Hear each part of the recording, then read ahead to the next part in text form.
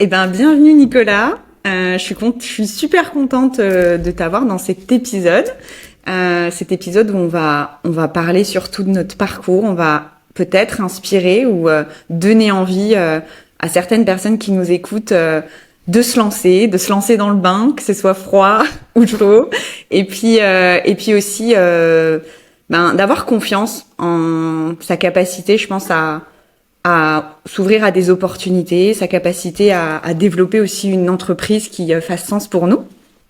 Et moi, dans cet épisode, j'avais envie tout simplement d'avoir un échange naturel, un échange spontané avec toi sur ton parcours, aussi partager aussi mon parcours, et puis aussi ce que les accompagnements que tu as pu avoir t'ont amené dans la vie.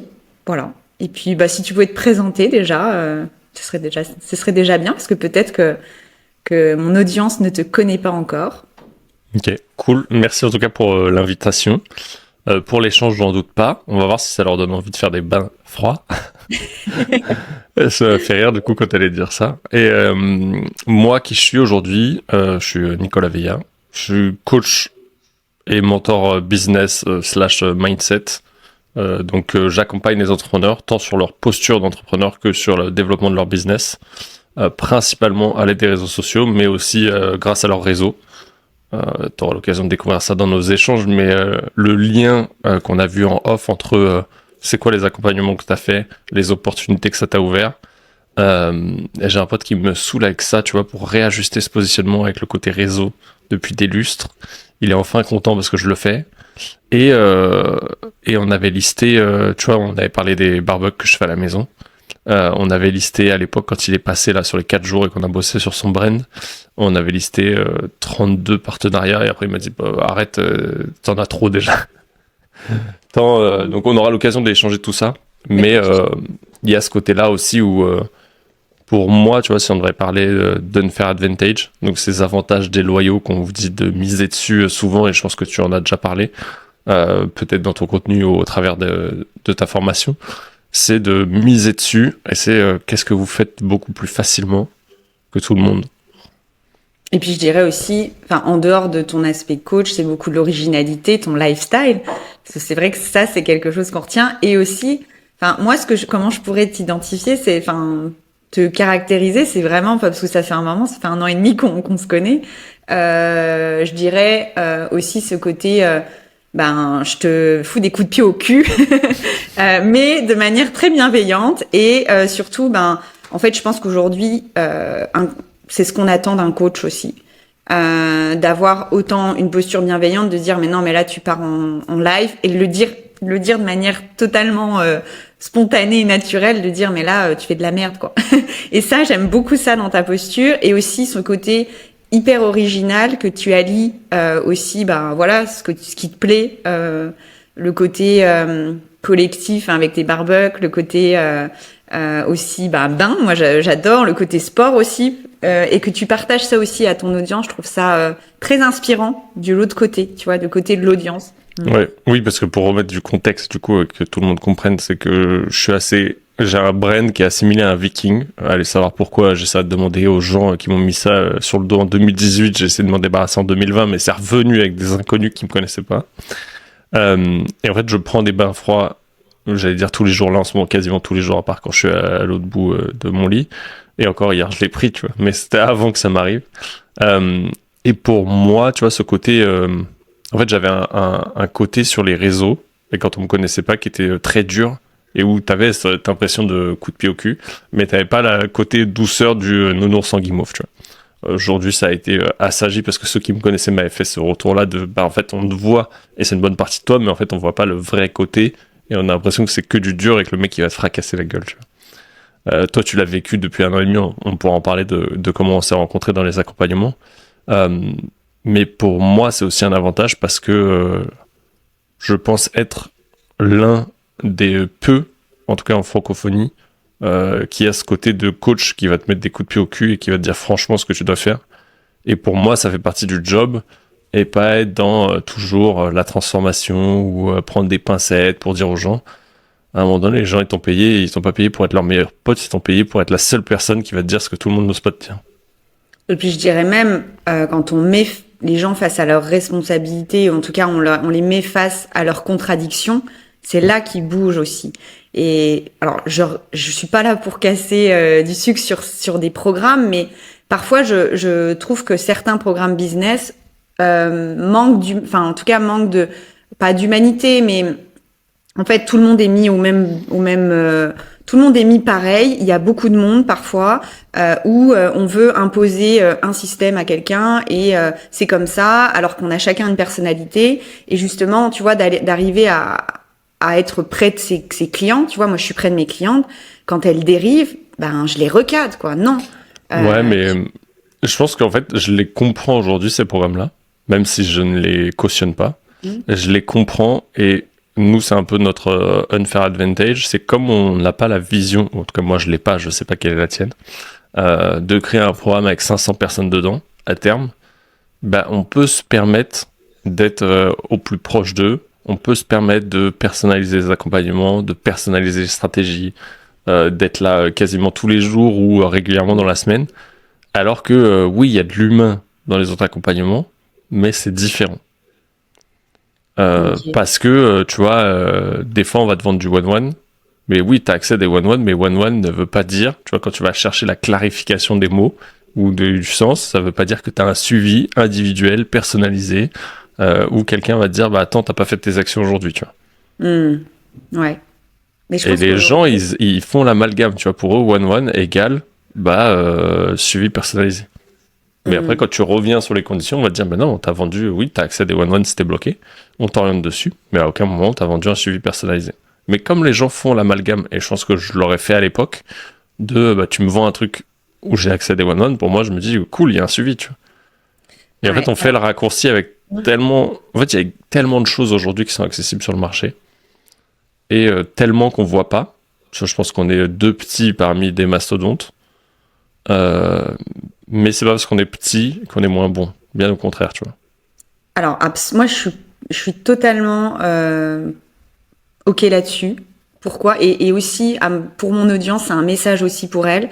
Parce que je vois beaucoup de profs de yoga, par exemple, qui me disent, mais non, mais moi, je suis toute petite, je peux pas faire de retraite, je peux pas créer un programme, je peux pas...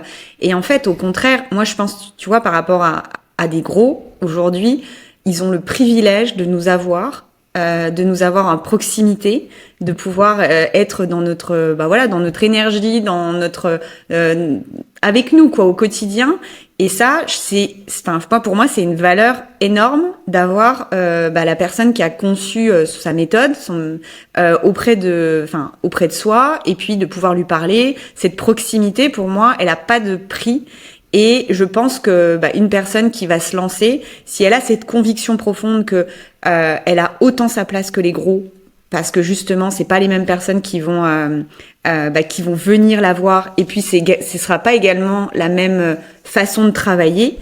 Je pense que ça peut aussi inspirer des gens à se dire mais non, mais en fait c'est ma place, c'est ça aussi. Aujourd'hui, je pense qu'il y a beaucoup de gens qui en ont marre du modèle très automatisé, très usine, je rentre dans un truc, il y a trop de monde, etc. Et ils recherchent un peu plus l'authenticité, revenir à soi, le côté un peu plus cocooning.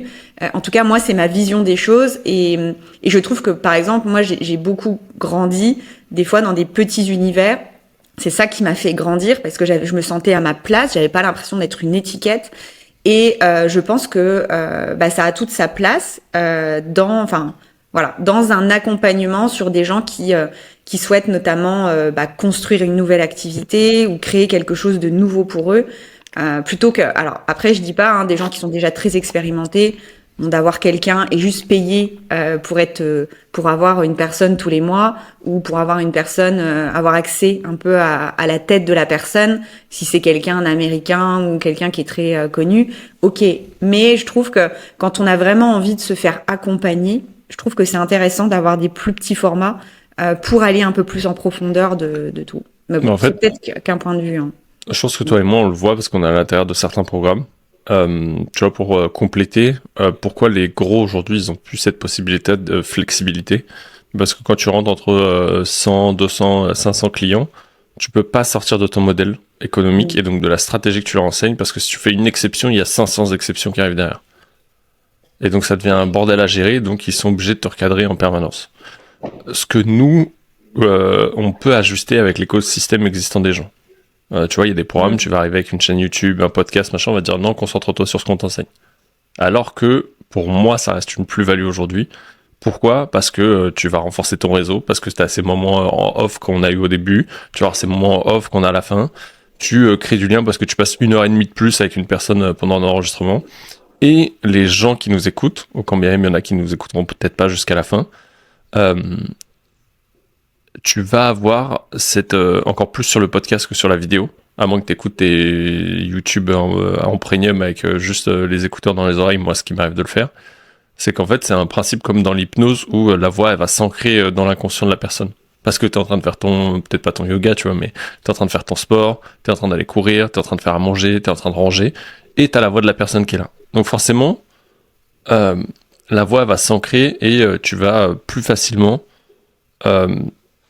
créer du lien sans être présent, un peu en asynchrone, tu vois, grâce à des médias longs, contrairement à des médias courts tels que les Reels où tu vas faire un truc qui dure entre 30 secondes et une minute 30, un post qui va être lu en 2 minutes max et un mail peut-être 5 minutes, tu vois. Bah, tu seras resté 1 heure dans la tête de la personne. Et eux ne peuvent plus s'ajuster avec ça. Et après, tout à l'heure, il y a un truc qui est intéressant, tu parlais des retraites. Je sais que c'est un truc qui est beaucoup fait sur le milieu du yoga. En vrai, aujourd'hui, tu peux lancer ce que tu veux. C'est juste une décision que tu as à prendre. Quand je repense à mon pote que j'évoquais tout à l'heure, Baptiste, il a lancé, que tu connais, il a lancé son expérience la première année, il est monté à 100 000 euros de chiffre d'affaires et il sortait de nulle part. Et il a fait, je crois, 4 immersions dans l'année. 4, peut-être 6 la première année, je sais plus. Attends. 1, 2, 3. Non, 4. 4, parce que moi j'étais à la première et à la troisième, je crois. Donc, comme ce que tu me disais. Donc en fait, tu peux le faire, tu vois. C'est juste une question de volonté et que tu fasses un programme en ligne ou une retraite. En vrai, c'est exactement la même chose. Le seul truc, c'est de calculer à quel point t'es rentable et que ça te rapporte ou pas. Mais après, c'est un choix en âme et conscience. C'est ok si la première, elle te rapporte pas et qu'elle est là juste pour ramener du monde, des témoignages. C'est une stratégie à établir dans tous les cas derrière, tu vois. Moi, je pense que tout le monde peut le faire. Par contre, il faut savoir, voilà, à quoi ça sert. Et ça, c'est exactement ça. Moi, je vois beaucoup de profs, par exemple, de yoga qui rêvent de faire des retraites. Elles savent même pas elles savent pas combien elles vont toucher à la fin. Et je dirais que on peut tout faire. Après, toujours, ce qui peut bloquer, c'est l'aspect émotionnel. On va pas se cacher, hein. L'aspect confiance en soi, l'aspect organisation. Parfois qui manque aussi pour organiser une retraite. Et après, je dirais aussi l'aspect comment trouver des clients aujourd'hui dans un monde où il y a de plus en plus de gens qui proposent des retraites de yoga. Mais alors, sachez une chose, c'est qu'il y a beaucoup de propositions, mais il y a très peu de retraites qui se réalisent au final avec le nombre de personnes si tu n'as pas non plus tous les outils pour justement attirer les gens, les donner envie de venir dans ton univers et après de faire cette expérience. Parce que pour moi, une retraite, c'est une expérience humaine plus que je vais choper des infos ou je vais consommer un truc. C'est vraiment qu'est-ce que j'ai envie. Je trouve que ça va encore plus loin qu'un programme. Parfois, c'est qu'est-ce que j'ai envie de vivre comme expérience.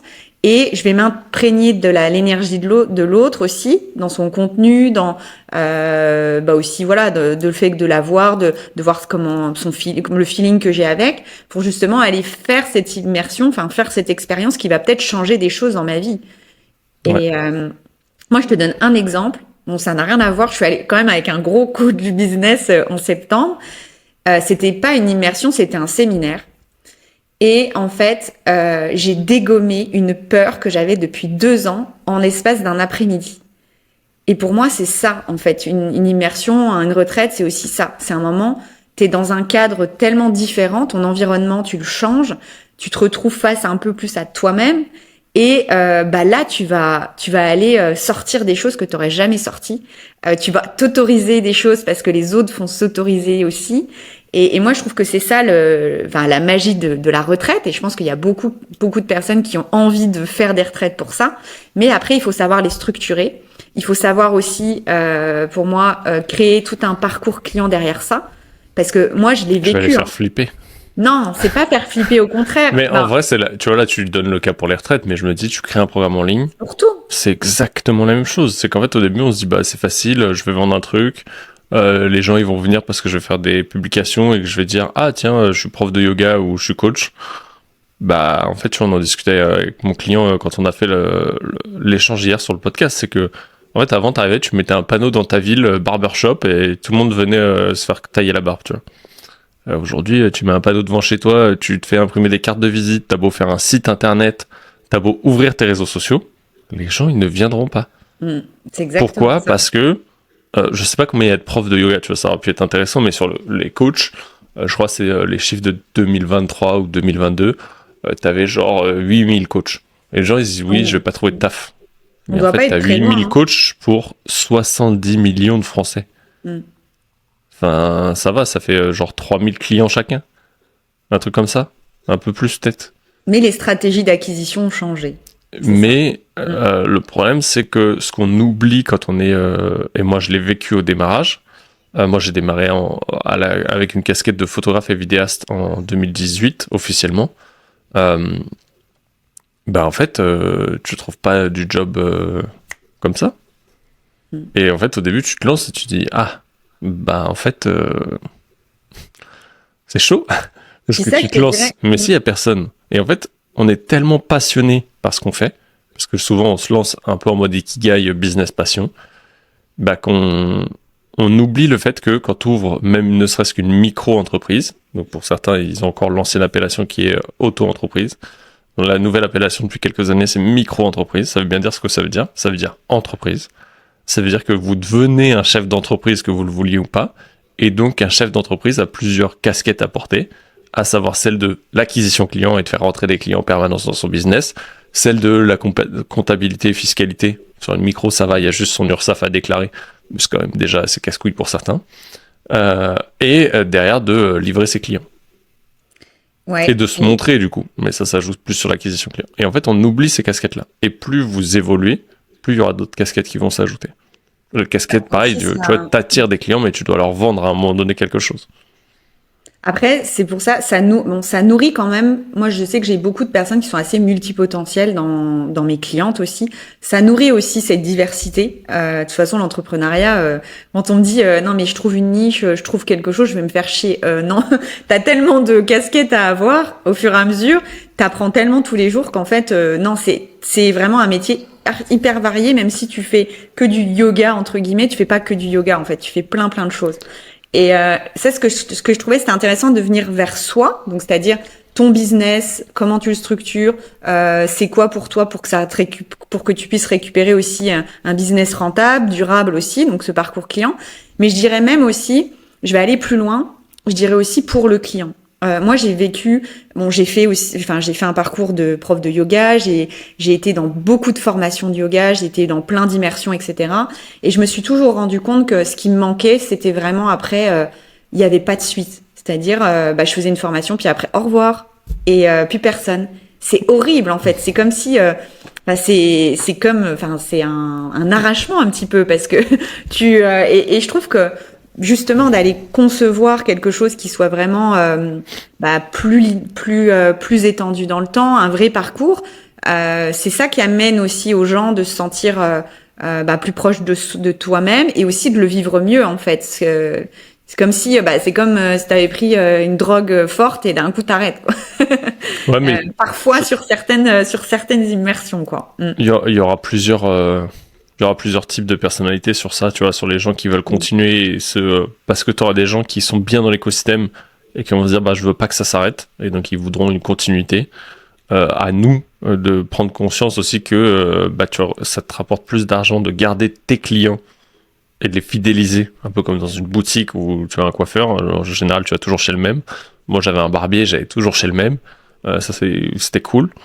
Donc tu vas pas changer. Et t'as les gens qui aiment bien papillonner parce qu'en fait ils ont pas de résultats, parce qu'ils sortent pas les doigts et qu'ils vont un peu partout. Et ça revient à relier ce que t'as dit tout à l'heure, quand t'as dit tout le monde peut y arriver. Pour moi c'est faux. En 2020, juste avant le Covid, je tourne une dernière presta à la vidéo, je crois que c'est pas tout à fait la dernière parce que j'ai refait celle à Baptiste derrière. C'est l'avant-dernière que je fais. et il y a Margot Klein qui monte sur la scène et elle dit j'avais prévu un discours motivationnel et là elle tue l'organisatrice et elle dit je vais changer. Et en fait elle part sur un discours de réalité et elle dit 98% des gens dans la salle n'y arriveront pas. Et je pense qu'aujourd'hui on est à 80% de la salle qui n'est plus là. Ouais. Oui, alors. Et qui ça, reste. Mais ça dépend de chacun, tu vois. C'est pas. C'est comme tout, tu vois. C'est comme le human design, c'est comme n'importe quoi. Ça reste des stats. À nous de les faire changer. Mais c'est une réalité, tu vois. Pourquoi ? Parce que les gens, comme tu parlais de la niche tout à l'heure, vont se dire oui, mais si tu me mets dans une niche, je vais me faire chier et tout. Mais en fait, il y a d'autres moyens de s'éclater derrière. Tu prends le cas de Greg Fink, qui était un de mes mentors sur la photo. Greg Fink, il est allé dans une ultra micro niche, qui est il est photographe de mariage sur du luxe. Il a une clientèle exclusivement américaine qui se marie principalement en Europe. Son message de départ et son constat, c'était que les mariés américains venaient en France et payaient le déplacement à leurs photographes. Et en plus, ils étaient beaucoup plus chers. Et du coup, il devait leur payer le déplacement. Donc du coup, il disait, vous avez la même qualité. C'était son message de départ. Vous avez la même qualité, mais moi, je suis déjà sur place. Et il dit en fait, un mariage, il y en a beaucoup qui se font chier parce que c'est toujours la même chose. Il fait toujours les mêmes photos, les machins. Il dit, mais moi, je me fais pas chier. Il dit, je suis jamais dans les mêmes lieux. Il dit, je fais que 20 mariages à l'année. Panier moyen, 37 500 €. Vous avez bien entendu. Panier moyen de 37 500 €. C'est rien pour les Américains. C'est rien parce que c'est le premier poste qui réserve les photos. Pour eux, c'est dans la culture, tu vois. Alors qu'en France, le panier moyen d'un photographe, c'est 1500-2000 balles peut-être qu'ils veulent investir. Bref, du coup, il a voisiné, que je dise pas de conneries, je sais plus si c'est 400 000 ou 900 000 € de chiffre d'affaires. Le 2024. En étant dans une micro-niche et en bossant à deux. Parce qu'il a une seconde shooter qui fait venir d'Afrique du Sud à chaque fois. Parce que du coup, les saisons sont en décalage comme on a les saisons inversées par rapport à eux. Mais comme quoi, en fait, ils bossent toujours avec la même typologie de clients, mais ils bossent jamais au même endroit. Du coup, ils s'ennuient pas parce que tous les mariages sont différents. Par contre, il ferait, c'est ce qu'il disait, il dit, je ferais tous les mariages au lac de Caume. Il dit, je détesterais. Il y a 3 trucs super intéressants dans ce que tu dis, je trouve. La première, moi, c'était Hormozy qui disait ça et c'est vraiment une phrase, en tout cas, ce qui m'a vraiment, je me suis dit, mais oui, tellement. Tu vois, c'est ce que je dis à toutes mes clientes avant qu'elles arrivent. Tu vois, c'est les gens qui sont intéressés et les gens qui sont engagés. Et tu vois, c'est ça la différence. Moi, je vois toutes mes clientes qui réussissent, elles sont pas intéressées. Elles sont engagées. En fait, c'est ce que je vous répète en coaching, tu vois, c'est la différence. C'est les mêmes termes, mais c'est entre désirer quelque chose, qui est intéressé, et décider, où tu es engagé de le faire. Et quand tu es dans le désir, tu papillonnes, tu es ces personnes-là qui... Tu es dans le monde à oui, tu vois, en train de rêver. Moi, je trouve que c'est une question de personnalité et c'est aussi une question... Ça s'apprend, en fait. L'engagement, et justement, quand tu as un coach, tu arrives plus à t'engager, à rester engagé, que quand tu es toute seule, oui, on a tous ce biais où, à un moment, on se retrouve face à un obstacle, notre cerveau, on le voit même pas, on va se barrer quelque part. Et moi, je l'ai eu, j'ai fait cette connerie de l'objet brillant ou de me dire, je vais choisir la facilité, je vais essayer de prendre des raccourcis, et que ça chaque fois, ça m'a mis dans une merde monstre parce que justement, c'était mon cerveau qui me dit, non, c'est trop compliqué, donc et je m'en rendais même pas compte en fait. Mais c'est essayé d'en prendre des raccourcis. Moi, j'ai essayé de prendre des raccourcis. Non, pas tellement. Tu vois, je reste toujours quand même sur le même rail. Tu vois, le même. Je trouve qu'il y a quand même un alignement dans ce que j'ai envie de partager. Et puis même les choses que j'avais. En fait, je me suis tout de suite énormément intéressée à l'identité, avec des profils personnalité, avec tout ça, que j'ai appris aussi encore plus, notamment avec Mehmet, et puis même avec tout mon parcours que j'avais fait. Je me suis détournée un peu de ça parce que je me suis dit, non, en fait, les gens s'en foutent de savoir qui ils sont. Et en fait, c'est me revenu en pleine face il y a un mois, de me dire, mais non, en fait, d'avoir mes clientes, je fais, mais non, en fait, j'embellis leur personnalité, leur identité, justement pour que ça transpire de leur activité et pour que les gens, ils viennent pas pour du yoga, mais pour qu'ils viennent pour eux. Et ça a fait, je pense que ça a toujours été en moi. Et je m'y suis un peu détournée parce que je me suis dit non mais les gens ils aiment que Instagram, elles veulent qu'apprendre Instagram, elles veulent et en fait non. De toute façon, si tu veux vraiment changer une personne, il va falloir travailler son identité, c'est important. C'est ça qui amène les plus grandes transformations. Et c'est justement, voilà, moi je pense que c'est un petit peu ma ligne directrice.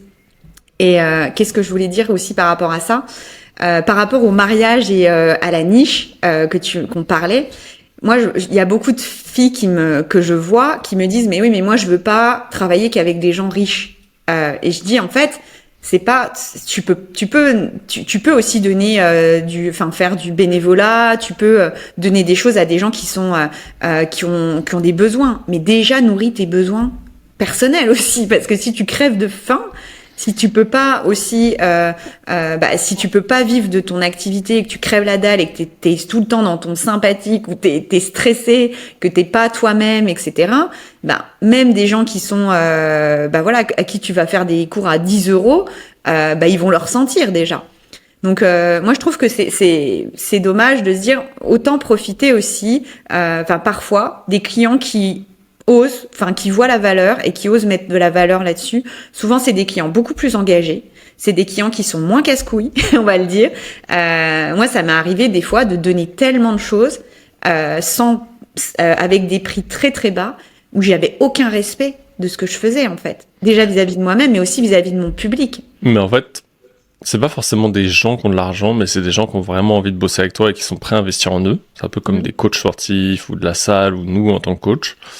Et dans tous les cas, si tu veux bosser avec tout le monde, l'avantage du yoga par rapport au coaching, c'est qu'il n'y a rien qui t'empêche de bosser pour des associations dans ta ville, dans ton village ou dans les villes d'à côté, d'être payé un peu moins parce que souvent c'est des trucs qui sont grave accessibles pour les gens de la commune, du coup de rendre accessible ce truc-là par ce biais-là, mais que si les gens ils veulent aller plus loin sous un autre format, peut-être un peu plus complet ou plus de suivi, ils te payent le prix en conséquence de l'énergie que tu vas y mettre aussi, tu vois. C'est un petit peu, ça va aussi être se faire connaître à travers des cours ou autres, pour avoir aussi peut-être dans tes 20 élèves, avoir 2 élèves qui viennent acheter ton programme et d'aller plus loin, d'aller plus en profondeur avec eux sur des aspects, parce que clairement, c'est un petit peu comme le psy et la différence entre un psy et un coach. Tu vas prendre un cours de yoga par semaine pendant 1 an, juste comme ça avec une 25 personnes, t'iras beaucoup moins loin que si tu te focuses pendant 3 mois sur tes pratiques, tu le fais plusieurs fois par semaine, tu t'exprimes aussi ce qui bloque et tout, ça va pas être du tout la même chose, et surtout tu vas devenir autonome. Moi, c'est ce que je dis aussi à mes clientes, c'est en fonction de leur spécificité, c'est vraiment, tu te dis, pendant 3 mois, je t'aide vraiment à passer des niveaux. Et des niveaux que t'as pas besoin de te faire un yoga teacher training 200 heures pour y arriver, au contraire. Et puis t'auras l'aspect vraiment plus cocooning et plus ciblé sur toi ce que tu veux régler. Donc moi je trouve ça intéressant. Et il y a un truc aussi que tu as dit tout à l'heure qui est percutant, c'est vraiment des personnes, des clients qui ont pris ton programme et qui après, ou ta retraite par exemple pour mes profs de yoga, qui après continuent avec toi. Moi je sais que mes clientes qui ont décidé de continuer avec moi, déjà elles ont des tarifs plus intéressants, et c'est surtout, je vois l'évolution et en fait les résultats souvent ils arrivent là. Ils arrivent quand elles décident de continuer. Il se passe plein de choses parce qu'elles se sentent rassurées déjà d'avoir cet espace, parce que moi je trouve qu'aussi un accompagnement c'est un espace, d'avoir cet espace de sécurité, on va dire, où elles peuvent s'éclater. Elles ont tous les outils que je leur ai transmis pendant plusieurs mois, et après elles s'éclatent, et limite après on co-crée plein de nouvelles choses avec elles, et je trouve que c'est dommage parfois. Je pense que moi je le vois maintenant d'un regard de mon regard d'avoir créé ce programme, à quel point c'est kiffant de continuer après, parce que les résultats ils vont vraiment s'accélérer là. Tu vois, t'es aussi dans un programme où tu accélères les gens. En vrai, dans tous les cas, c'est ça. Au début, peut-être sur les 3 ou 6 mois, ça dépend combien ça dure au départ, tu vas avoir des résultats.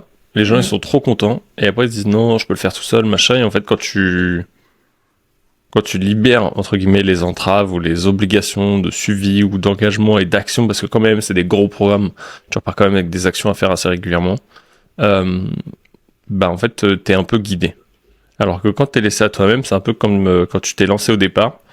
Bah, t'es passé peut-être du salariat à je suis entrepreneur.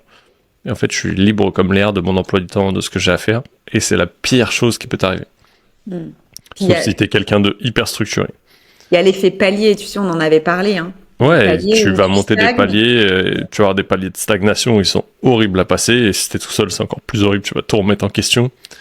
Mais tu vois, pour les retraites, moi je vois, je suis parti d'un mastermind d'entrepreneurs lié au kitesurf. C'est que des immersions. Mais les gens payent tous un abonnement annuel pour accéder aux immersions.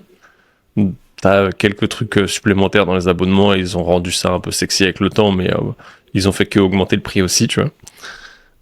Et en fait, t'as, je sais pas, 20% qui viennent à toutes les éditions.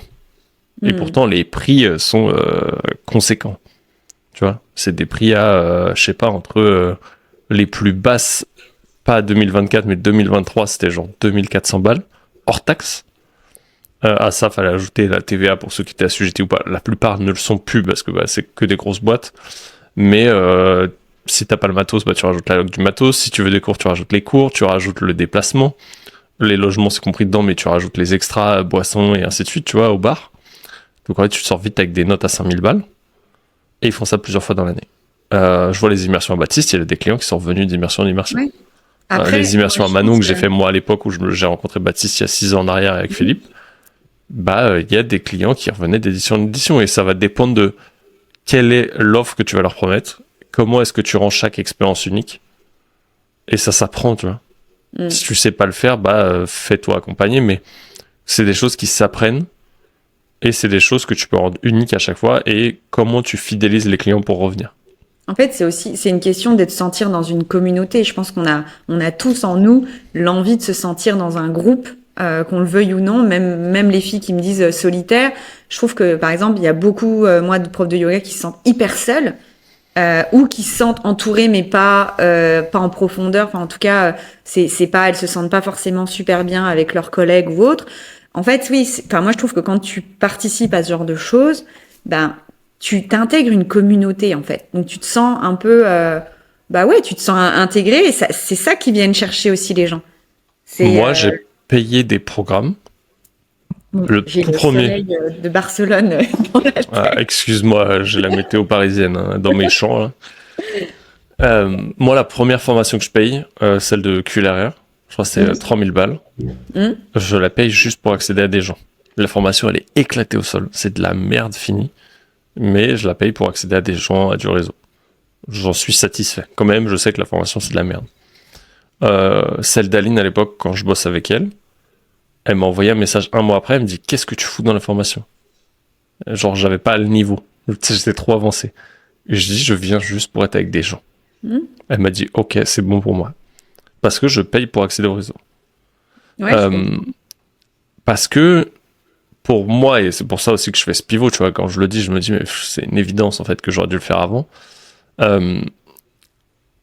C'est un truc où moi, j'ai ce truc-là, tu vois, Human Design, Linkcat, créer des communautés. Je peux prendre mon Enneagramme, c'est la même chose, tu vois, profil 3 qui s'intègre en 6, donc créateur de communauté. C'est le truc qui m'a toujours fait kiffer, être auprès des gens, alors que je suis un putain d'introverti. Tu me vois arriver à un event, au début... je rase les murs, je vais au bar, au petit-déj, je prends des cafés, je suis à l'aise, je fous le bordel. Ouais. C'est trop bizarre. Par contre, j'ai besoin de me casser régulièrement dans ma chambre et de me poser. L'event, il se finit, je monte dans le TGV, mon cerveau, il comprend que c'est fini. Tu vois, Bordeaux, celui d'il y a 2 ans maintenant. J'étais pumped up le soir, tout le monde dormait au fond de la salle. Je monte dans le TGV à Bordeaux, mon cerveau, il fait cric. Je me suis endormi en 30 secondes top chrono. Et c'est ouf, mais en fait, pour moi, ça a été tellement un vecteur d'évolution sur mon business et sur ma personne, d'accéder au plus grand, et que pour certains, ça paraisse inconcevable, que d'avoir les meilleurs partenariats, que moi, de créer des deals avec certains, tu vois. J'ai été à l'immersion de Manon, j'ai rencontré Baptiste et Phil, qui sont devenus plus des frères que des potes business aujourd'hui. On est toujours en contact 6 ans après, on a une galère l'un et là pour l'autre. Et derrière, ça m'a enclenché un partenariat avec le centre où on était sur place, tu vois. Du coup, j'y suis retourné 15 jours pour filmer pour eux. Ça m'a enclenché d'autres partenariats parce que Morgane m'a mis en relation. Du coup, derrière, je suis parti au Cap-Vert aussi pour refaire la même chose. Et en fait, ça m'a permis aussi de voyager, tu vois. Quand on avait eu le van, pareil, de chez Nomadisme, pareil. Je m'en suis retrouvé avec Phil au fin fond de l'Italie. Les mecs, ils te lâchent un van à 120 000 balles pour 5000 bornes, ce qui est énorme pour eux, parce que je crois qu'ils leur mettent 20 ou 25 000 max dans l'année avant de les changer. Bah, quand tu lui niques 1/5 de son kilométrage juste pour aller lui faire 2 vidéos, c'est une sacrée réflexion pour eux, tu vois. Mais c'est ça aussi, quand on intègre un programme, on va aussi chercher, en tout cas, on s'ouvre à des opportunités, que ce soit des rencontres, que ce soit même, même peut-être des opportunités professionnelles, des partenariats.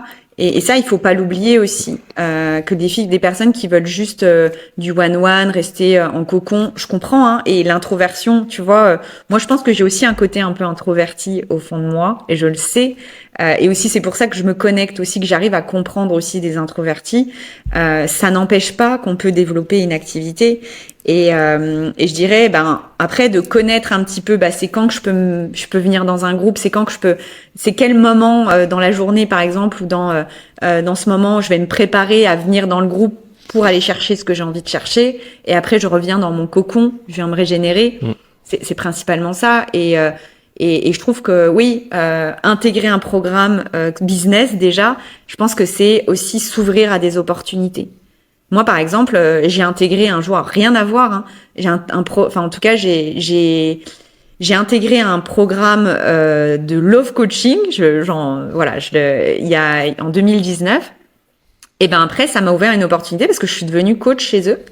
Et j'ai accompagné des personnes, des femmes, et je le fais encore de temps en temps, dans leur parcours parce que je connaissais bien un programme et du coup, ça a été une belle opportunité pour moi. Donc, c'est pour soi et aussi pour l'avenir, parce que ça donne des idées, ça donne aussi des opportunités, des rencontres, et je trouve que on passe parfois à côté de ça, surtout quand on n'est pas conscient de ce qui se passe dans un programme, c'est la première fois, ou que voilà, on n'a jamais fait ça, on s'est toujours démêlé toute seule. Je trouve que l'expérience aussi, c'est pareil, c'est une expérience, elle est unique et elle peut vraiment amener beaucoup plus. Ouais, voilà ce que je voulais dire. Maintenant, il y a une question qui peut être intéressante, tu vois, c'est la question que on en discutait hier, c'est comment on peut aider les gens par notre expérience. Parce que moi, j'en ai consommé à pelle des formations, des accompagnements, des séminaires, des immersions, retraites, tout ce que tu veux, tu vois. C'est comment être sûr qu'ils sont au bon endroit, tu vois. Comment on peut les aider à choisir, parce qu'aujourd'hui, t'as des trucs qui vont de 2000 balles et encore en dessous même, à plus de 19 000 balles pour le même niveau, je parle, tu vois. Comment est-ce qu'ils peuvent être sûrs, selon toi, de ce qu'ils vont retrouver à l'intérieur, et de pas être déçus en mode ah ouais mais j'ai pas de suivi one-one, on m'a vendu du one-one mais en fait il y a pas de suivi, il y a pas de truc, on t'enseigne le même modèle parce tu fais de la vente, tu l'as fait pour d'autres, tu sais très bien comment ça se passe aussi. On va te vendre ce que tu veux et on va te délivrer ce que tu as besoin, sauf qu'en fait, des fois, c'est très borderline aussi, tu vois. Alors, moi, je fonctionne comme ça, et ce que je dirais, c'est vraiment, on va reparler d'identité. C'est l'identité de la personne, c'est voir, l'écouter ce qu'elle dit, ses podcasts, c'est même comment elle va parler avec toi. Est-ce qu'elle va se souvenir de certaines choses que tu lui as exprimées? Tu vois, tout ça, c'est l'intérêt que la personne met à l'autre. Je pense que ça peut faire la différence. Après, moi, je dirais que j'aime pas les trucs. Enfin, par exemple, moi, pour choisir, j'aime pas les trucs où je sens que ça pue le commerce, en fait, que ça pue l'usine. Je vais pas, même, je dirais une retraite de yoga, il y a des trucs, ça pue l'usine, quoi. Alors oui, ils sont partout, ils sont sponsorisés de partout, mais en fait, moi j'ai été dans un voyage organisé comme ça. Je ne donnerai pas le nom, mais avec des femmes, des groupes de femmes. C'était top, franchement. Enfin, il y avait des choses top, le tarif était correct. Ils y sont partout aujourd'hui. J'ai failli mourir dans ce voyage. Parce que, en fait, c'était des plateformes en France qui sous-traitaient à des mecs au Pérou. Ces mecs ne parlaient, alors ces personnes, ils prenaient une française qui venait de nulle part, qui faisait le petit-déj, le transport, qui faisait tout, et qui ne regardait même pas ce qui se passait au niveau tension sociale du pays. On s'est retrouvés bloqués à dormir limite dans un van et à se retrouver en danger de mort, tu vois. Et ça, bon, ça va loin ce que je dis, mais c'est une expérience que j'ai fait, ça m'a vachement refroidi. Et justement, je dirais que peut-être que quelqu'un qui sera, enfin, je parle encore des petites, tu vois, des petits programmes, tu vois. Un petit programme, je pense que ça peut être, tu peux vivre des meilleures expériences qu'un gros programme. Enfin, moi, aujourd'hui, c'est mon point de vue parce que j'en suis là. Peut-être que quand j'aurai 500 clients, je leur proposerai parce que j'aurai d'autres personnes, j'aurai une équipe qui pourra, enfin que j'aurai choisi, etc., qui pourra vraiment prendre en considération aussi l'identité de l'autre et la personnalité de chacun. Mais pour moi, je choisirais comme ça. Enfin, je sais pas si c'est clair, mais je choisirais vraiment comment résonne la personne qui a créé ça. Qu'est-ce que je ressens par rapport à ça.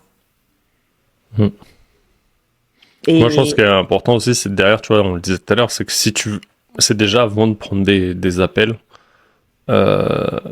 pose-toi avec toi-même de savoir ce que tu viens chercher.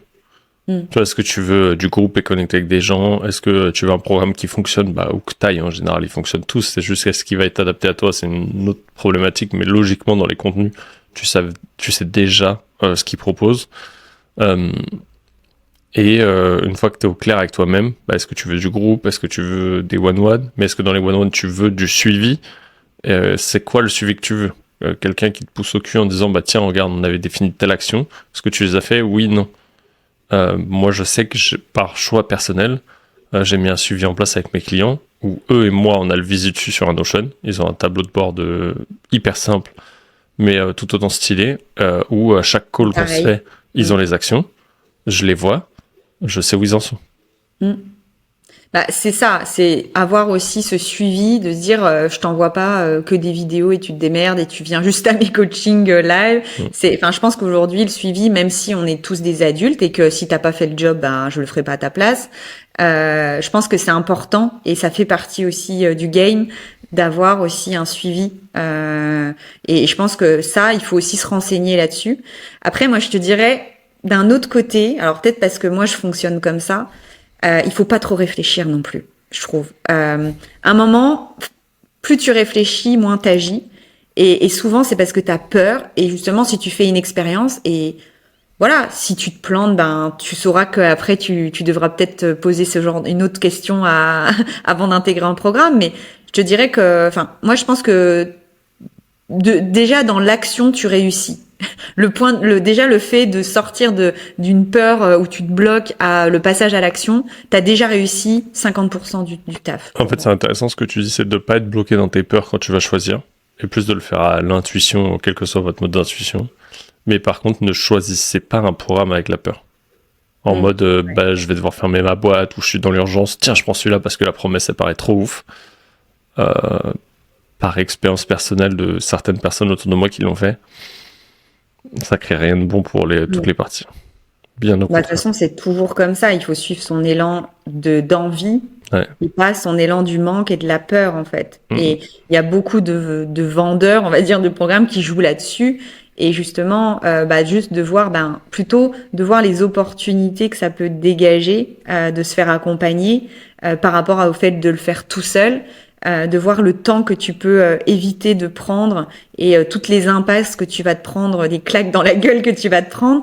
Des fois, c'est plus agréable de se prendre quelques murs dans la tête en étant accompagné, parce que justement, tu vas trouver la porte plus facilement que de rester à chaque fois bloqué 3 mois, 4 mois face à des murs et de pas agir.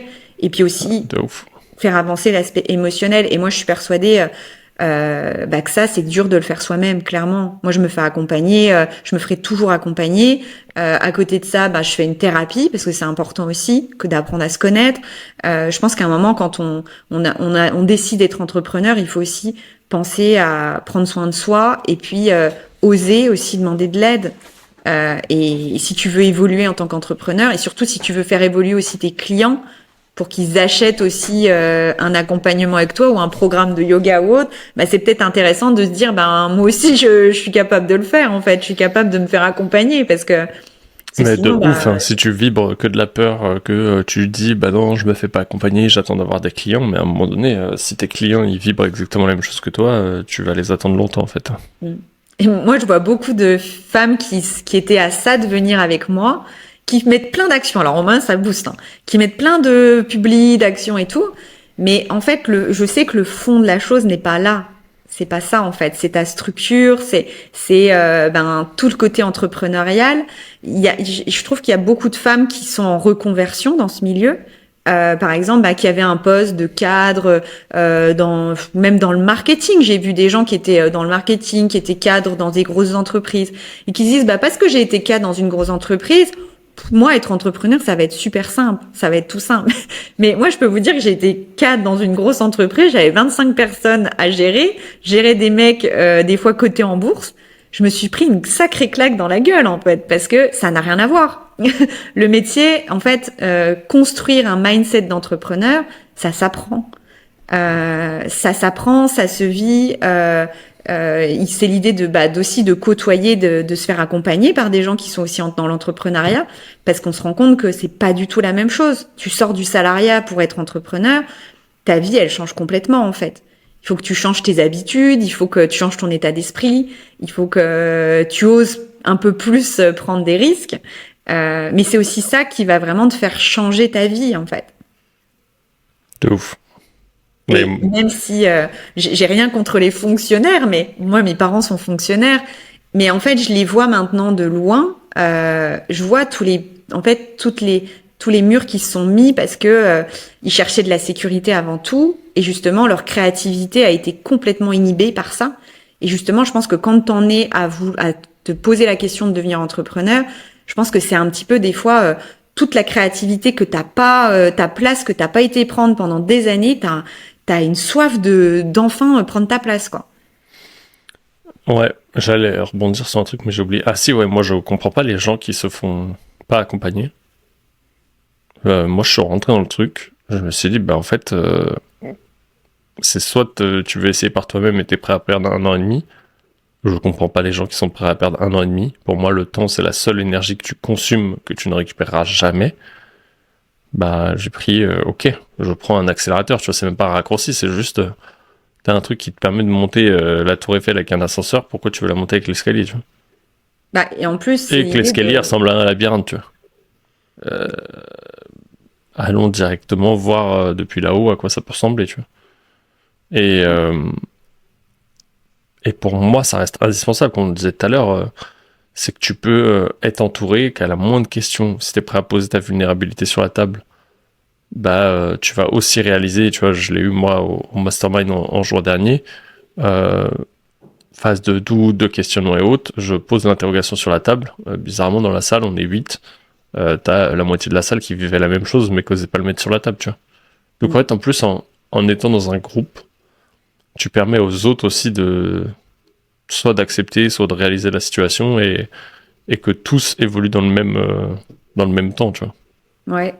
Et puis c'est là aussi que tu crées des relations beaucoup plus authentiques, profondes avec les gens aussi, quand t'oses aussi dévoiler ta vulnérabilité là-dessus. De toute façon, t'es là pour ça. Dans un programme, t'es aussi là pour ça, montrer que si tout était lisse, tout allait bien, tu serais pas là. Donc justement, mais c'est encore mieux. Je trouve que pour moi, les gens qui grandissent le plus, c'est les gens qui sont le plus capables de dire c'est quoi leur faille, c'est quoi, qu'est-ce qui leur manque pour justement aller combler ce manque, aller mettre en avant leurs qualités, et ceux qui ne disent rien, qui restent avec leur ego, parce que moi qui restent avec leur ego, dire mais si, mais moi je sais tout, machin, ces gens n'évolueront pas. Et je dirais aussi, ce serait même le court terme versus moyen terme, tu vois, mettre 3000 € dans un programme. T'imagines pas parfois que ça peut te faire rapporter 30 000 balles dans l'année. Court terme versus moyen terme.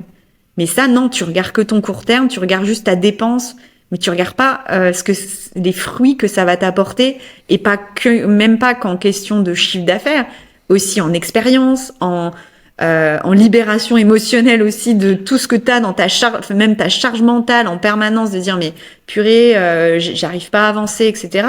Mais enfin, pour moi, il y a plus. J'ai ouvert ce canal il y a en 2018 et je crois que ça a été la plus belle chose qui m'est arrivée. J'appelle ça un canal parce qu'une fois que t'as ouvert que t'as fait l'expérience, à quel point c'est intéressant et que tu vas beaucoup plus loin en t'étant accompagné, ben le canal il s'enlève jamais en fait. C'est-à-dire et c'est pas t'achètes n'importe quoi, c'est tu sais que t'as besoin de l'autre. On a tous besoin de l'autre.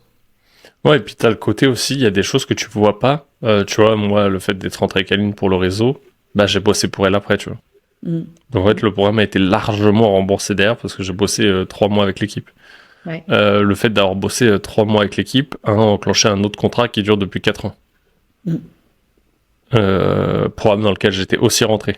Mais un truc qui m'a coûté peut-être 3 mois me rapporte depuis 4 ans. Les deux m'ont enclenché une autre presta qui m'a rapporté pendant 6 mois l'équivalent des 2 réunis. Enfin, tu vois, c'est les 3 précédentes m'ont déclenché un autre contrat par le réseau qui m'a apporté une bonne partie du chiffre d'affaires de l'année précédente parce que ça a enclenché un contrat avec les gens qui étaient dedans, tu vois. En plus du contrat mensuel que j'avais avec l'équipe. Et en fait, les gens, ils voient pas ça, tu vois. Mais oui, mais les opportunités. C'est qu'en fait, t'as des opportunités cachées dedans. Et je vois des gens qui me disent ouais, est-ce que tu cherches du monde, machin et tout. Je dis mais les gars, je dis vous avez pas compris. Je dis moi si j'embauche quelqu'un, je prends en priorité les gens qui sont passés dans mes mains. Pareil. Je vais pas prendre des gens de l'extérieur. Je vais pas prendre des gens que je dois former à ma méthode, à mon écosystème, à mes valeurs, alors qu'ils sont déjà tous là. Ils sont déjà sous mes mains. Pourquoi j'irais chercher quelqu'un ailleurs? Et c'est ce que j'ai vécu. La seule fois où je l'ai pas vécu, les 2 seules fois, c'est Brenda et BizDev. Brenda parce qu'elle cherchait un homme et qu'elle accompagnait que des femmes. Mais c'est le réseau qui a joué en ma faveur, plus les recos, plus après, bah, j'ai passé les tests comme tout le monde, tu vois. Et BizDev, c'était un coup réseau, le feeling y est passé, on a mis la négo sur la table et elle roule, tu vois. Après, je dirais que c'est normal parce que moi, en tant qu'entrepreneur qui, à un moment, recrutera, en fait, quand tu accompagnes quelqu'un, tu vois sa personnalité, tu vois aussi si c'est juste quelqu'un qui vient choper des choses et se barrer, tu vois, j'appelle ça des mercenaires, ou si c'est vraiment quelqu'un qui s'est donné les moyens, qui a aussi cette proximité. En fait, tu t'arrives à découvrir c'est quel type de personne qui veut et en fonction de ça, tu peux te dire mais cette fille, elle est pleinement prête à intégrer mon entreprise en fait. Ouais. Et je vais la faire grandir encore plus et elle va grandir dans mon écosystème et peut-être qu'après elle créera aussi son propre chemin et justement ça on oublie enfin vraiment je trouve qu'il y a beaucoup de gens qui pensent j'ai peur que ça marche pas pour moi et ils voient pas tout ce qui peut arriver dans le parcours, dans un programme, tout ce qui peut arriver dans leur vie s'ils font confiance à ça et s'ils font confiance au process quoi. Ouais. Mais ça, je sais pas comment. Peut-être que le podcast va aussi ouvrir des consciences et j'espère aussi, ça sert aussi à ça, de s'exprimer parce que je trouve que parfois c'est tellement dommage. Je vois des potentiels de fous. Moi, je te donne un exemple. J'ai rencontré une femme. Elle a mis dans une formation de yoga 15 000 balles. C'est énorme. 15 000 balles. Moi, je vois de plus en plus de choses. J'ai vu des 8 000 balles. Je l'ai vu sur des programmes de coaching à 23 000 balles. Donc oui, ça m'étonne pas en soi. Donc 15 000 balles. Elle a toujours rien fait. Enfin, en tout cas, elle a pas développé ce qu'elle voulait. Mais en fait, elle a un potentiel de fou. Et je lui dis, mais il y a un moment, c'est quand tu vas passer à structurer ta boîte, quoi. 15 000 balles de savoir. Tu donnes des cours à 10 balles. Non, mais à un moment, réveille-toi. Oui, mais à un moment donné, s'il y a un point bloquant chez elle et qu'il n'a pas été exploré. Oui, mais non, parce que c'est une formation. Tu vois. On t'apprend à bien faire des postures, à mettre un cadre d'enseignement. C'est comme, par exemple, un prof des écoles, on lui apprend à être prof. On lui apprend pas à manager une classe, on lui apprend pas à structurer son temps, on lui apprend pas tout ça. Ouais. On lui apprend juste à transmettre un savoir. Totalement différent, en fait. Et je trouve que, en dehors de ça, c'est trop dommage de voir des potentiels comme ça, qui juste parce que il y a une vision court terme. Et puis, ne se lance pas à se dire, mais moi, je vais me faire accompagner pas pour mes postures, mais justement, ou pas par du détail, mais justement pour moi-même, par rapport au blocage que je rencontre, émotionnel, même peut-être transgénérationnel, parce que voilà, moi, je rencontre beaucoup de femmes qui ont peur de réussir. Et je pense que c'est le plus gros axe aujourd'hui que je vois. Il y a des gens qui ont vraiment peur de réussir. Du coup, ils mettraient en place. Ouais, après, je le vois chez d'autres, tu vois. J'ai échangé avec des personnes de ma communauté où, tu vois, ils ont investi quasiment la même somme, voire plus, sur un programme qui était censé les accompagner sur le business. Sauf qu'on leur a vendu avant même qu'ils soient formés à la compétence qu'ils veulent développer. C'est-à-dire qu'ils avaient peut-être l'idée du projet, mais ils l'avaient même pas. Déjà, je trouve ça invraisemblable qu'on leur ait vendu ça. Et que derrière, c'était... En fait, ça crée un blocage aussi chez les gens, parce que derrière, c'était juste genre fais. Il y a personne qui va discuter avec toi, qui va échanger, qui va venir te débloquer, qui va essayer de comprendre de qu'est-ce qui est pas aligné avec toi. Et finalement, je vois les personnes, parce que c'est pas le seul, hein. Tu vois, je pense à une en particulier, mais je les vois communiquer aujourd'hui, et ils comprennent pas que ça marche pour d'autres, ou sur d'autres marchés, tu vois, genre nord-américains ou des choses comme ça, mais en fait, c'est que les modes de consommation déjà des Américains et des nôtres, c'est pas les mêmes. Et le fait de marcher, est-ce que c'est pas parce que tu as des nouveaux abonnés qui viennent chaque semaine que tu arrives à leur vendre quoi que ce soit aussi, tu vois. Tu sais, des fois, il y a des les gens, ils voient pas ce que moi je vois avec tout le réseau que j'ai aujourd'hui, où j'ai des potes qui ont 100 000 followers et qui font à peine 16 000 balles à l'année. Alors peut-être tu vas dire, ah ouais, mais 16 000 balles, peut-être les gens ici, ou il y en a d'autres qui nous écoutent qui vont dire, 16 000 balles, je les fais déjà pas. Ouais, mais bon, quand tu as 100 000 followers, une mailing list à je sais pas combien de gens, 16 000, c'est très peu, parce que même moi, avec mes pauvres 1000 followers, je fais bien plus que lui. C'est vraiment l'idée d'avoir une audience qualifiée, ça se travaille, et sortir de cette idée d'avoir plein de gens. Mais les gens sont attirés par... Déjà, tu vois, tout à l'heure, on disait les dessous de l'entrepreneuriat, machin, mais en fait, on est aussi habitué avec Instagram à voir que du beau, que le beau côté des choses, machin et tout. Et en fait, t'as ce côté où on te vend le Reels qui doit exploser, la grosse communauté, le machin. Mais en fait, c'est pas parce que t'as plein de gens. Moi, j'en ai viré 4000 sur mon Instagram, parce que 4000, c'était des gens pas qualifiés. Parce qu'on cherche des raccourcis. C'est encore toujours le même sujet. Les gens, ils pensent que il y a une recette miracle. Mais il n'y a pas de recette miracle, en fait. Et c'est comme Instagram. C'est bien de comprendre comment ça fonctionne. Moi, j'apprends à mes clients comment ça fonctionne. Mais par contre, il n'y a pas de recette miracle. Et c'est pas parce que tu es spécialisé en Instagram que tu vas réussir ta boîte. C'est pas du tout ça. C'est un outil. On disait, hein, il y en a, ils sont très bons, ils arrivent à 100 000 followers, mais ils sont juste bons sur Instagram. Ouais. Mais à développer un compte, pas à développer son entreprise avec Instagram. C'est deux choses différentes. Et les gens, ils voient pas ça, en fait. Non, c'est triste. C'est triste, non. Après, c'est aussi, comme tu disais tout à l'heure... Faites du cash. Moi, je voyais des programmes où, par exemple, un programme que je vois, c'est tout de suite, on t'apprend à faire des vidéos, à structurer un tunnel de vente ou autre. Mais en fait, t'as même pas ton offre, t'as même pas d'idée, tu sais même pas qui tu es. Comment tu veux intégrer une formation où on t'apprend à mettre en place des tunnels de vente alors que déjà toi, t'as pas de clients, tu sais, ton offre elle part dans tous les sens, tu sais pas quoi faire, mais c'est pas possible en fait. C'est comme si, alors là je vais parler aux yogis, c'est comme si je t'apprenais à faire un scorpion, enfin je sais pas moi, ou une posture hyper complexe, alors que t'as fait 2 heures de yoga quoi. Non, tu vas être traumatisé, tu vas probablement te blesser et puis au final tu reviendras plus quoi. C'est pareil en fait. Chaque étape est importante et si tu vas pas, si t'es pas accompagné par des gens qui ont conscience de ça, ça craint. Nous on a fait le parcours, on le sait. On a fait le parcours et même moi, je pense que des fois, j'ai été trop vite sur certaines choses. On se rend compte que si les fondamentaux, si les fondations, elles sont bancales, ça marche pas en fait. C'est comme un millefeuille, tu vois. Si ton feuilletage du dessous est pas solide et bien épais, la crème du dessus elle va se casser la gueule. Ça peut pas tenir. Mais les gens, ils oublient ça. Ça paraît relou, les fondations d'un business. C'est un travail chiant. Tu vois, moi, je suis en train de revenir dessus avec le nouveau positionnement. Ça me casse les couilles. Mais en fait, qu'est-ce que maîtrisent à perfection les plus grands aujourd'hui? Qu'est-ce que maîtrisent pas trop mal les moyens Et qu'est-ce que négligent les plus petits? C'est ça. Mm. C'est les fondations de ton business. Quel marché, quelle niche, quelle cible, client de cœur, avatar, chacun l'appellera comme il veut. Et c'est quoi l'offre que tu vas faire derrière. Et le puis, combo des 4, surtout des 2 derniers à qui tu t'adresses et l'offre, va changer toute la donne. Et puis oser un moment aussi se renouveler. Moi, je vois par exemple, je rencontre des femmes qui ont très très bien marché dans le yoga. Je te parle du yoga, hein, parce que c'est quand même le podcast pour ça. Qui ont super bien marché en 2020, 2021, ça tournait toute seule. Elles avaient plein de gens, les gens qui l'admiraient, etc. Et là, on va pas se cacher, hein, en ce moment, ça change.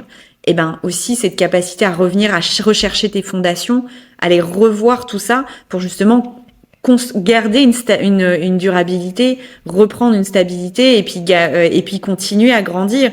Et ça, je trouve que c'est ceux qui ne le font pas, qui n'acceptent pas de se renouveler, d'aller rechercher à chaque fois tes valeurs, tes fondations, ton pourquoi aussi de tout ça. C'est des gens qui à un moment qui vont arrêter parce que le marché va évoluer. Mais c'est même pas le marché, tu vois. En fait, pourquoi tu dois revenir dessus? Parce qu'en fait, tu évolues en même temps que ton business et que les années et que le marché. Et qu'en fait, tes valeurs vont évoluer. Tes valeurs cœur et originales, normalement, elles sont toujours là, mais tes valeurs du moment, elles vont évoluer. Ta vision, elle va évoluer, tes objectifs, tes envies. Et en fait, aujourd'hui, le monde va tellement vite que t'es obligé de te l'imprégner tout le temps pour être sûr d'être aligné en permanence. Et les gens, ils oublient ça. Apprentissage continu. Mais je sais même pas s'ils l'oublient ou si c'est que personne leur a dit un jour, tu vois. Et c'est hyper important. Parce que c'est le truc qui fera que tu ralentis ou pas, tu vois. C'est un peu comme si t'enlevais du carburant de ta voiture, à un moment donné, tu vas caler, quoi. Après, je pense qu'il y a aussi l'aspect zone de confort. Tu vois, t'es pépère dans tes cours ou ta boîte, ça marche. Tu vas pas aller anticiper les changements, anticiper qu'il y a des choses qui vont évoluer et au final, à un moment, ça va être mauvais pour toi après, à long terme, tu vois. Pour moi, un entrepreneur qui réussit, c'est un entrepreneur visionnaire. Et justement, d'aller continuer à cultiver sa vision, de toujours se renouveler, de se remettre en question, de voir aussi les petits aspects qui commencent un peu à partir, à s'effriter, pour se dire, ah tiens, là, il y a un truc qui va pas, je le vois.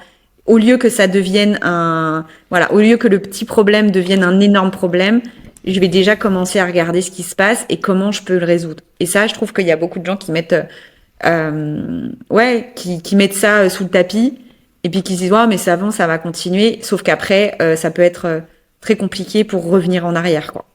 En fait, c'est que tu dis que ta boîte, elle est pas trop mal en général, c'est plutôt qu'elle vivote. Et que c'est keto. Qu'on se le dise. Je l'ai vécu, je l'ai fait. Ça amène que des emmerdes. Tous les gens que je vois qui sont hyper, même dans les masterminds ou autres, qui réussissent le mieux, c'est justement ceux qui se remettent tout le temps en question, en fait, qui sont toujours en train de réfléchir à comment je peux m'améliorer, comment je peux faire grandir, ils ont toujours un pas, ils ont toujours une longueur d'avance parce que justement ils savent qu'ils peuvent pas dès qu'ils disent c'est bon, ça fonctionne et j'arrête, c'est fini, quoi, c'est mort. Ça va être compliqué, quoi. Voilà. Je crois que ça fait 1 heure qu'on se parle. Donc, 1 heure, 3 minutes et 13 secondes. En tout cas, merci beaucoup, Nico, pour avoir joué le jeu de ce podcast. Est-ce que tu peux me dire où on peut te retrouver pour les gens qui ont aimé ton discours, les sujets que tu as abordés, et puis qui ont aussi envie de voir ton lifestyle, parce que je pense que tu dis lifestyle, mais je sais pas s'il y a du lifestyle dedans. En vrai, Instagram, quand je poste. Mais je tendrai à être régulier peut-être un peu plus cette année. Et après le podcast ou YouTube, qu'elle-même, c'est un vidéo podcast Leaders on Fire. Et c'est principalement les 2 endroits où je suis. Leaders on Fire. Waouh. Ok. Alors moi je vois bien Instagram Nicolas Veilla ou tout simplement. Et ok. Et puis t'as un podcast aussi, je crois. C'est ça. Leaders on Fire, le podcast qui est podcast, vidéo, podcast, les deux, soit podcast, soit YouTube. Ok, avec des sacrés invités. Hein. Des fois, tu as réussi à avoir des... C'est quoi des sacrés invités pour toi?